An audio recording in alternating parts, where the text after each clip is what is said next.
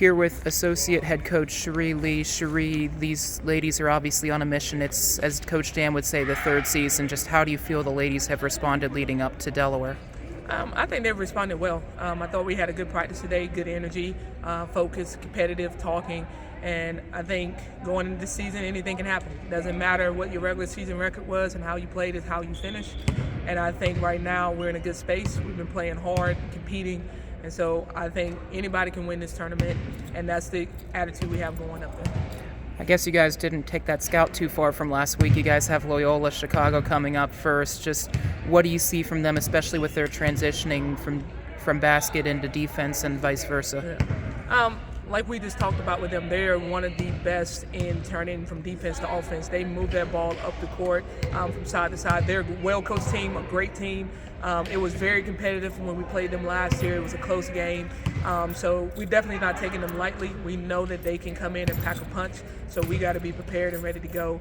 Defensively, we got to do what we always do. Stay true to who we are, sit and guard, protect the basket, rebound, and then offensively, we got to get out and trust each other, pass, moving the ball, don't let it stick, and then let's just play at a high level. Last game against Joe's, a little bit of a dry spell from that third into the fourth, which maybe was a deterrent for you all. Just what was the message to the ladies and removing the regular season and moving from that season and having that mentality to start fresh? Like I said, it's a new season, so obviously we're getting the ball down low in the paint, and then we can kick out.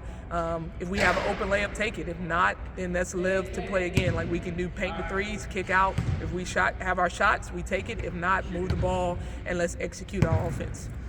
Mentally, just I know awards are awards. We don't know who's necessarily won anything, but obviously there's at least one, if not multiple, that can be considered. Just what would you say about the individual performances that define the season? Meg really becoming a force, Tess with her threes, and Maya becoming all around.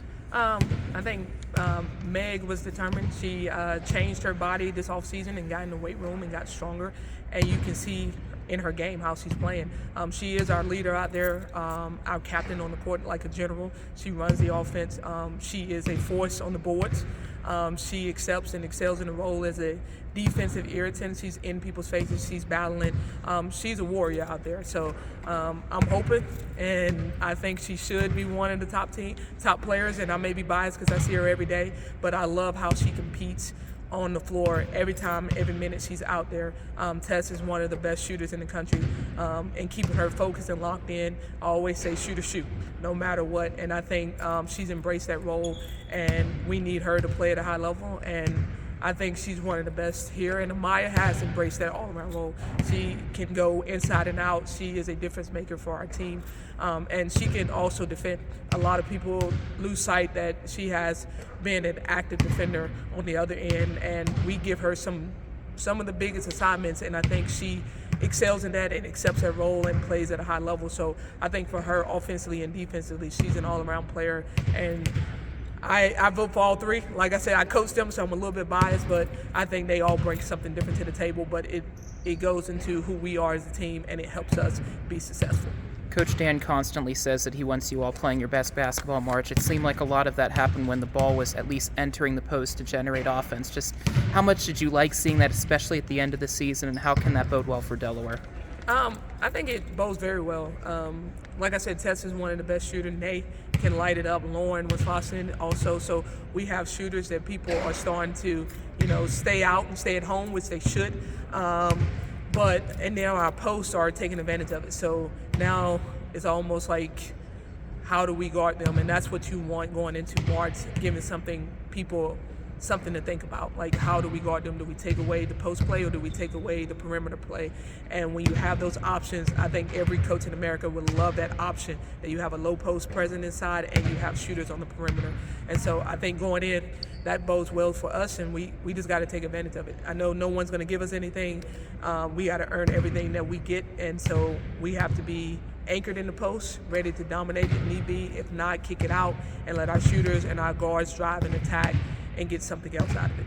Coach Rick said during practice that 3 possessions separated you guys from what could have been a double bye. Just how do you think the ladies can take that, not just realizing the margin of error, but just realizing just how this conference is so well versed?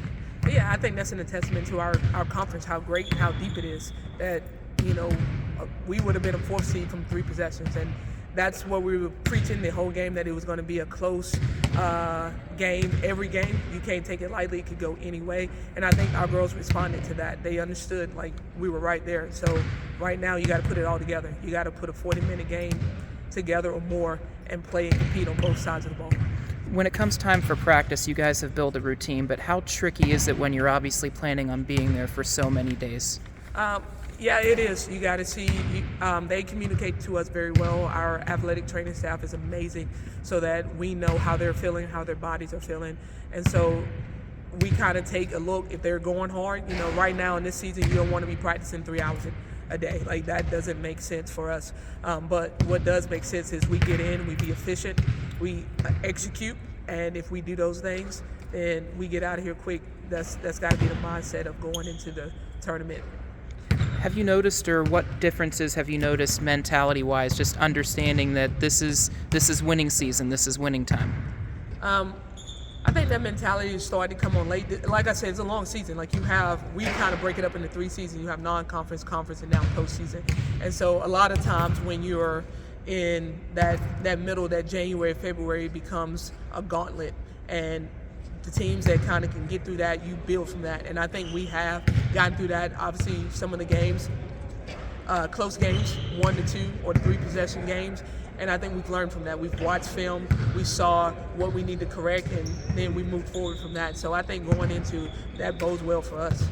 Changing gears quickly, and we'll get you out on this one, Cherie. Congratulations on your award with UNCW. Just what does it mean just being a part of the Hall of Fame and just being able to see some familiar sights and just enjoy those emotions? It was a surreal moment for me, being back at UNCW, but it was also a blessing to be recognized for the things I accomplished there. It was one of probably the best days of my life. And when I received that call, I was in awe. I was speechless. And then going up there and seeing my family there to support me, who's always been in my corner when I played and now when I coach, to share that moment with my family was probably the most special thing about the whole weekend. But really, truly, it was first-class run, and it was an awesome to be inducted with Colin and Michelle. Colin was a soccer player, Michelle was golf, and so to share that stage with them and all of our accomplishments, it was amazing.